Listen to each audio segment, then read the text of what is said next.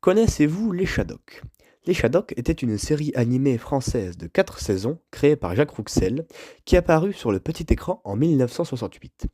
On y suit l'histoire d'une lutte qui se passe il y a fort longtemps entre les Shadocks, des oiseaux rondouillards méchants et idiots qui pompent à longueur de journée pour faire fuir les problèmes, et les Gibis, des êtres au corps long, très civilisés et intelligents grâce à leurs petits chapeaux, pour aller sur la Terre, car ceux-ci vivent chacun sur une planète qui ne fonctionne pas bien.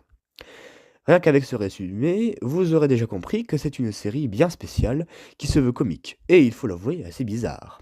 Car en effet, ce qui fait que les gens aiment ou détestent les Shadocks, c'est leur non-sens assumé. Prenez par exemple cette phrase. Avec un escalier prévu pour la montée, on réussit souvent à monter plus bas qu'on ne serait descendu avec un escalier prévu pour la descente. Vous n'avez rien compris. C'est normal, moi non plus. Et pourtant, c'est une des devises cultes que les Shadocks ont dans leur civilisation. Eh oui.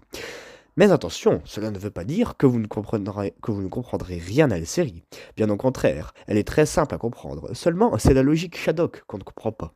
Leur non-sens va d'ailleurs les amener dans des situations plus insolites les unes que les autres. Et c'est tout bonnement un régal à regarder.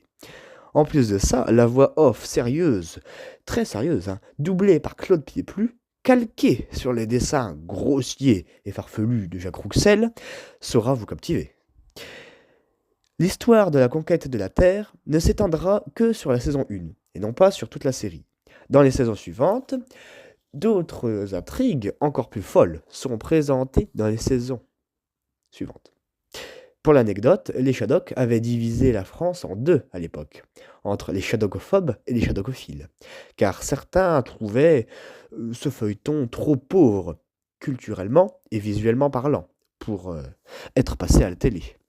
Rappelons-le, la télévision ne comptait pas plus de 2 chaînes différentes en ce temps-là. Mais la légende raconte aussi que la femme du général de Gaulle défendait cette série car ses petits-enfants adoraient la regarder.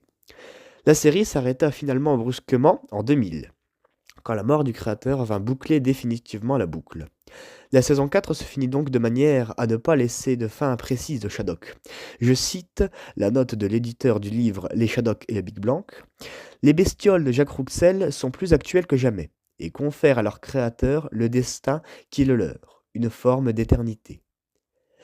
Personnellement, j'aime énormément les Shadocks et vous invite à regarder du moins les premiers épisodes. La série complète est entièrement disponible sur YouTube, sur la chaîne Ina les Shadocks, le ShadocTube. Sur ce, j'espère que vous avez adoré cette vidéo et que je vous ai donné envie d'aller voir ce chef-d'œuvre de l'animation française. Et surtout, n'oubliez jamais, pourquoi faire simple quand on peut faire